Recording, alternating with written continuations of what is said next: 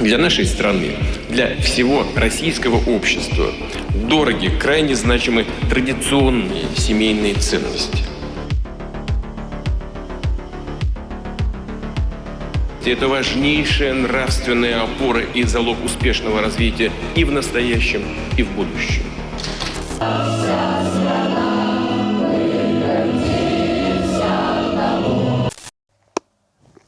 Духовные, нравственные и семейные ценности. Вслед за Владимиром Путиным вся российская власть начала настоящее соревнование. Кто предложит больше идей? Одна хуже другой в борьбе за духовные скрепы.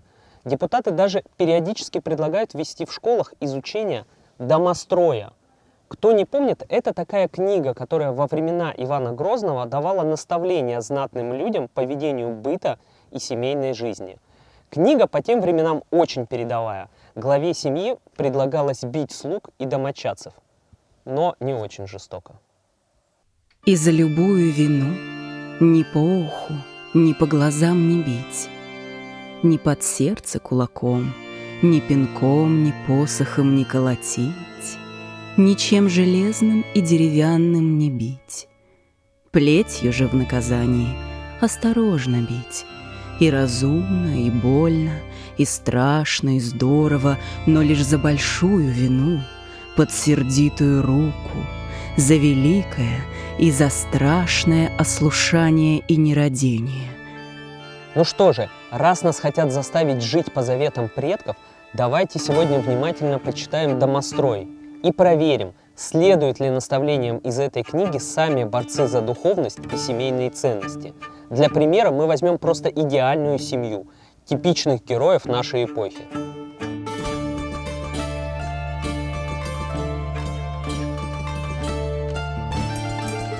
Знакомьтесь с этой семьей. Физкультурник, а он был учителем физкультуры. Настоящий офицер, а он был охранником президента. И, наконец, спасатель, а он министр по чрезвычайным ситуациям России Александр Куренков. Благодарю вас за доверие. Я постараюсь оправдать и ваше доверие, и доверие избирателей, и граждан Российской Федерации. Постараюсь вникнуть, честное слово. Спасибо большое. Спасибо. Теперь его очаровательная супруга Елена Мильская. Элегантная, занимается благотворительностью. Так мы понимаем уже, что это помощь, соответственно, детишкам. Но на самом деле область здоровья – это уникальная программа медицинского обслуживания именно и помощи детям. Мы очень хотим помочь большему количеству детей, людей, конечно, и, соответственно, облегчить жизнь родителям. А главное, как и требует домострой, богобоязненная. Даже работала у православного олигарха Константина Малафеева. Смотрите, это она отреставрировала и передала в храм гроба Господня в Иерусалиме сень с иконами. Вот эта преемственность, которую мы должны поддерживать, все то, что было уже вложено здесь нашими русскими царями, православными людьми, должно быть сохранено и приумножено. В общем, образцовая пара эпохи развитого домостроя, правда? Мы в проекте долго смотрели на эти кадры Мильской в платочке, а их полно в интернете, и умилялись. А потом заинтересовались ей и начали с того, что проверили, как она записана в телефонных книжках у разных людей. В приложении Numbuster мы обнаружили, что кто-то в 2018 году записал нашу богобоязненную героиню так: «Разводит на деньги мужчин богатых». Все мы грешны. Что там и с какими мужчинами делала Мильская в молодости, мы разбираться не будем. Ее право. Но согласитесь, что-то в этом образе духовности и нравственности не так. Что именно, сейчас мы разберемся при помощи домостроя. Как сказал апостол, не упивайтесь вином, нет в нем спасения, но упивайтесь восхвалением Бога. Спасение душ ли, тел ли, традиционно не самое важное для глав спасательного ведомства МЧС России. Сергей Шойгу, как известно, в основном занимался пиаром. У его преемника Владимира Пучкова дела как-то не задались, и его заменили на охранника Путина, Евгения Зиничева. Но и этот министр со спасением справлялся так плохо, что в решающий момент не смог помочь ни себе, ни товарищу. Вы видите последние прижизненные кадры Зиничева. Осенью 21 года он прилетел на учения в Норильск, но долго утомлять себя работой не стал и отправился с узким кругом в одно из самых красивых мест мира. Водопад Китаба-Арон. Сюда, как рассказал проекту один из местных работников, компания прилетела пьяной.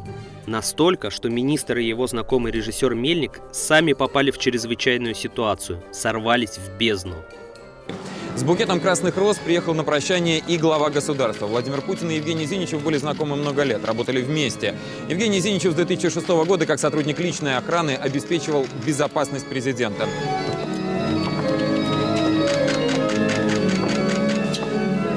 Теперь вы можете понять, насколько Путину важны его охранники. Он приехал на похороны Зиничева и посмертно наградил его звездой Героя России. Прямо скажем, непонятно за что. Евгений Николаевич до конца исполнил свой долг. Мы видим важность охранников еще потому, что новым главой МЧС стал еще один из них. Постараюсь вникнуть, честное слово. Спасибо большое. Тот самый наш герой Александр Куренков. Добрый день, уважаемые товарищи. Сегодня представляю вам нового министра по чрезвычайным ситуациям Александра Вячеславовича Куренкова. Но Александр Вячеславович не карьерист в плохом смысле слова, а наоборот, он служака. Неужели нам повезло, и МЧС правда возглавил такой служака? Весна этого года. Весь апрель горят Западная Сибирь и Урал. Гибнут десятки человек. Пылают станицы.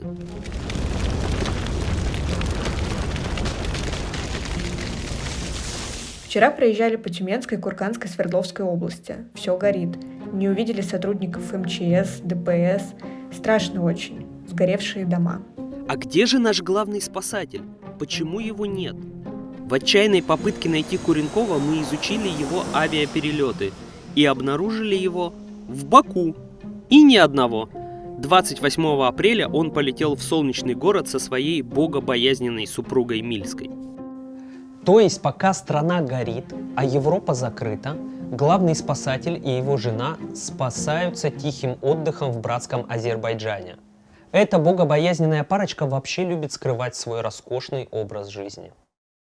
Если же спросят о чем, про кого, иногда и с пристрастием, то отвечать: не ведаю я ничего такого, и не слыхала, и не знаю, и сама о ненужном не спрашиваю, ни о княгинях, ни о боярынях, ни о соседях не сплетничаю. Самые внимательные из вас сейчас должны возмущаться. Если за просмотром нашего видео вы успели изучить официальную биографию нашего спасателя, то могли подумать, что все это время я вас обманывал, называя героев супругами, потому что никакой жены здесь нет. Неужели Мильская и Куренков живут в блуде? А кто живет не по-божески, не по-христиански, с женщиной живет не в законе или на стороне блудит, в содомский впадает грех. Прямиком все вместе в ад попадут, да и здесь уже прокляты всеми. Не переживайте, ад им если и грозит, то не за блуд. Это до знакомства с Куренковым Мильская официально не выходила замуж. Со своим предыдущим сожителем родила ребенка, мы с ним еще познакомимся. Но потом она узнала нашего спасателя, тогда еще охранника Путина, кстати, женатого на другой женщине. Видимо, побыла его любовницей, а в 19 году пара сыграла свадьбу. Благословиться у отца и у матери и осыпать молодых, а после осыпания платки давать. И уж после того священник обручает князя и княгиню. Вот документы. Брак был зарегистрирован, его просто не афишируют. Почему? Да потому что жизнь наших героев правда похожа на княжескую. Говоря языком нашей эпохи, на жену министра слишком много записано. Вы понимаете, есть такое понятие целомудренное воспитание. Это же замечательное слово. Мы летим над Рублевкой, коттеджный поселок Раздоры-2. Достаточно дорогое место. Незадолго до свадьбы Мильская купила здесь участок, построила дом И получилась симпатичная усадьба, миллионов так на 600. Давайте разглядим ее получше. А нет, не разглядим. Наш дрон сбили. Как видите, каждое расследование обходится нам дорого. Мы теряем технику, тратимся на сложные командировки и просто работу большой команды. Если вы считаете наши расследования важными, пожалуйста, становитесь нашими спонсорами на YouTube и обязательно поставьте лайк этому видео и подпишитесь на наш канал. А пока мы вернемся на Рублевку, но уже, к сожалению, без дрона. Очень жаль, что нам приходится смотреть со спутника, потому что это еще более престижная часть Рублевки – поселок Горки 2. Менее чем в километре через лес начинается резиденция Путина, Новоогарева, а прямо по соседству живут видные ФСОшники. Именно здесь наша пара купила себе второй дом и тут же попыталась его скрыть. Я обещал вам вернуться к сыну Мильской от внебрачной связи с Андреем Ковальчуком. Так вот, в 2021 году дом стоимостью 100 миллионов рублей записали на этого 16-летнего парня. А сейчас в выписке Росреестра владельцы и вовсе спрятаны за Российской Федерацией. Но вернемся к домострою и продолжим экскурс по роскошной жизни наших героев. А в праздник и в хорошую погоду, да на людях, или в церковь идти, или в гости, нужно нарядную одежду надеть, с утра осторожно ходить, и от грязи, и от дождя, и от снега беречься, питьем не залить, едой и салом не запачкать и не замазать, на кровь и на мокрое не сесть. Изучим наряды Мильской. Смотрите, какой симпатичный свитерок за 107 тысяч рублей. Или вот пиджак с заостренными лацканами и карманами 200 тысяч рублей. Блейзер 300 тысяч рублей. В таком не стыдно и на людях появиться. И что делать, если такие приятные наряды делают Доминика Дольче и Стефано Габбана? Наверное, самые известные геи мира. А содомию можно и на словах осудить, стоя в очередных шикарных одеждах, сшитых содомитами. И что мне не нравится в европейской системе? Это вседозволенность. То, что раньше было, понимаете, стыдным и постыдным, какие-то вещи становятся нормой. То есть человеку можно все. Увы, но просто нарядно выглядеть женщине недостаточно. Домострой обязывает ее ко многому. Да в конюшне доглядывать бы каждый день, в ясли сено класть, сколько съесть лошадям, но под ноги им не бросать, стлать лошадям соломку. В конюшне у Елены Мильской тоже все в порядке. Сплошь скакуны заморские. Тут припаркован брутальный Гелендваген, представительский седан от Mercedes, аристократичный Бентли, огромный внедорожник Lexus. А для летних выходных можно взять Родстер от компании Porsche. Всего мы обнаружили у скромной набожной женщины машин почти на 80 миллионов рублей. А с учетом усадеб ее активы можно оценить в 780 миллионов. Теперь вы понимаете, почему главный спасатель России не показывает миру богобоязненную супругу. Ни он, ни она никогда в жизни не зарабатывали таких денег. За нами правда, а значит с нами Бог. Поэтому, я думаю, все будет хорошо, и у нас все получится. Помните, я говорил, что Мильская, по мнению одного комментатора, разводит мужчин на деньги? Наверное, вы уже поняли, что довольно большие. Я бы сказал, эти деньги исчисляются в государственных масштабах. Предлагаю запустить программу создания в регионах культурно-образовательных и музейных комплексов. Они будут включать в себя концертные залы, театральные, музыкальные, хореографические и другие творческие школы. Это Путин предложил в 2018 году. И тут же его друзья и друзья друзей стали получать заказы на строительство таких комплексов. Вот как это выглядело в Калининграде. Подряд на строительство, а оно оценивается в немалую сумму, получил Геннадий Тимченко. А субподряды ушли структура Мильской и ее матери. В День знаний Владимир Путин осмотрел в Калининграде объекты так называемого культурного кластера. Особо подчеркнул успех каждого, успех страны в целом. А путь к этим успехам и закладывается в школах и таких современных учреждениях. Все-таки выгодно иметь дело с властью. Не зря домострой гласит: «Бойся царя, служи ему верно». Чтобы угодить царю и хорошо заработать, наши герои оседлали самую выгодную тему из разряда семейных ценностей – детей. А их теперь надо готовить к войне. Наказывай сына своего в юности его, и успокоит тебя в старости твоей, и придаст красоты душе твоей. И не жалея, бей ребенка, если прутом посечешь его, не умрет, но здоровее будет, ибо ты, казня его тело, душу его избавляешь от смерти. Это самая известная цитата из «Домостроя», и я не просто так ее вспомнил. Мильской близки такие методы воспитания детей. Она даже гордится тем, что была одним из лоббистов отмены так называемого закона о шлепках. Помните, в 2017 году Путин снял уголовную ответственность за домашнее насилие. И с тех пор супруги могут жить по домострою, бить друг дружку до детей своих.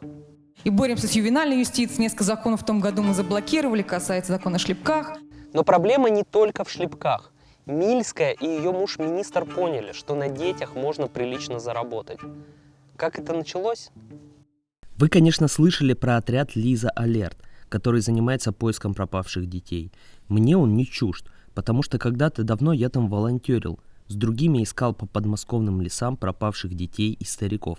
Так вот, в 2014 году власти руками православного олигарха Константина Малафеева решили создать в пику нашему отряду свою структуру – Национальный мониторинговый центр помощи пропавшим и пострадавшим детям.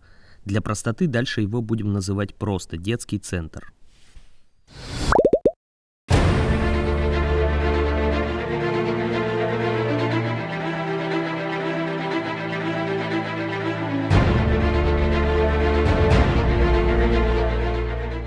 Вскоре Мильская, давняя соратница Малафеева, стала председателем попечительского совета, а директором сделали женщину, чьи сумасшедшие заявления многие из вас помнят.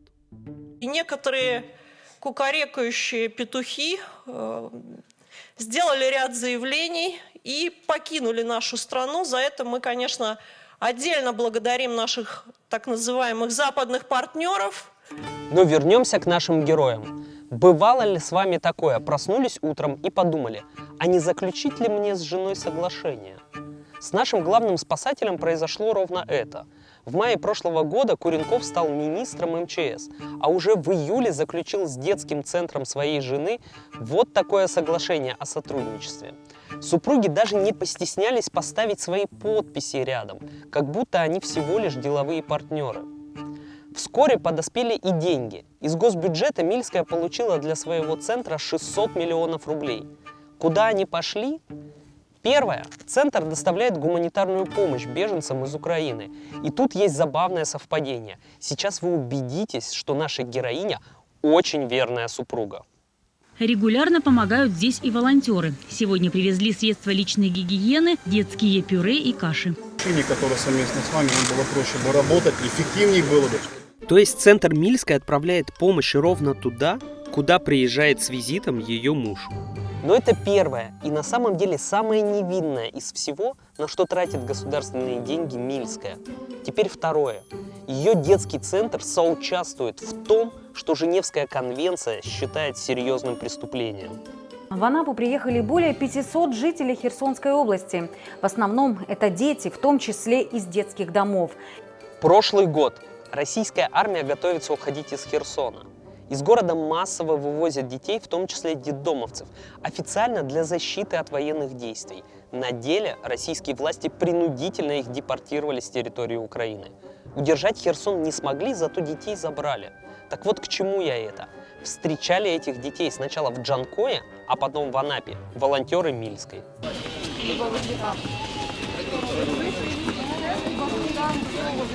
Ну и третье в списке того, что делает детский центр нашей героини.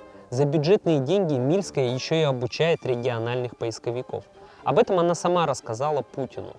Сейчас мы с вами дойдем до самого интересного и одновременно отвратительного в деятельности наших героев. В этом году мы реализовали с Чеченской Республикой, благодаря Рамзану Ахматовичу Кадырову, мы открыли представительство нашего центра. Это 20-е по всей России.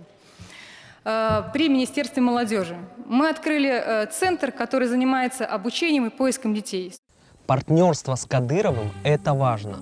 Если посмотреть многочисленные и очень комплементарные репортажи о работе центров Мильской, то можно услышать вот об этом человеке. Более подробно о работе, которая начнется в новом центре и направлениях, которым будут обучаться волонтеры, рассказывает помощник главы республики по силовому блоку Даниил Мартынов. Мы понимаем, что это преимущественно молодые люди, это не военные. Но вот с этим сегментом мы начали работать впервые и подготовили программу именно под них. Даниил Мартынов – многолетний помощник Кадырова по силовому блоку. Он командовал чеченскими силами во время вторжения в Украину, а за несколько дней до нападения пообещал Кадырову скоро станцевать лезгинку на Крещатике. Рамзан Ахматович, дорогой старший брат, мы не сомневаемся в вашей подмоге, но надеемся, что мы вас уже пригласим, когда уже музыку настроим, нашу правильную, и уже с музыкой где-нибудь в районе Майдана или Крещатика уже там готовы танцы подготовим. Разговор попал в руки журналистов. На Крещатике, слава богу, Кадыров не станцевал. В общем, Мартынова перевели на новую работу, где он и встретился с нашими героями. Его сделали советником главы МЧС, то есть Куренкова. И вместе этот союз троих придумал дело, на которое государство точно даст деньги – учить воевать мобилизованных и детей. И в нем Центр Мильской отвечает за идеологию. Вот как это выглядит. Ребят ждут интересные занятия. Они впервые поедут на полигон пострелять. Находим. Не только головы и шеи. Шеи, да, сонную артерию. Что отсюда начинается и выше, мы пережимаем вот здесь. Навыки тактической медицины, инженерной подготовки, организация связи, управление беспилотниками и правильное обращение с оружием. По всей России создают центры военно-спортивной подготовки детей. Навыки дают такие, что хоть завтра на войну. И дети понимают, надо бороться с врагами. В наше сложное время мы должны воспитывать в детях и будущих поколениях чувство патриотизма. Самое главное в этом деле – это, конечно, деньги. Премьер Мишустин уже поручил выделить на обучение детей в войне 2,7 миллиарда рублей. Всего благодаря своей активности и соглашению с мужем Мильская получила доступ к освоению более 30 миллиардов бюджетных рублей. Если дарует Бог жену добрую, получше то камня драгоценного. Такая по корысти добра не лишит, всегда хорошую жизнь устроит своему мужу. Благословен муж такой жены, и года свои проживут они в добром мире. За хорошую жену похвала мужу и честь. Подведем итоги. Удается ли нашим героям жить по принципу домостроя? Думаю, Мильская, как и другие наши герои, прекрасно вписались бы в быт и нравы 16 века. Впрочем, и в наше время им живется отлично. Ведь если оседлать тему семейных ценностей, можно развести на деньги не только богатых мужчин, но и царскую казну.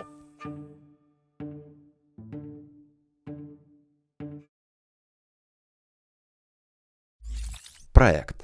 Узнаете впервые.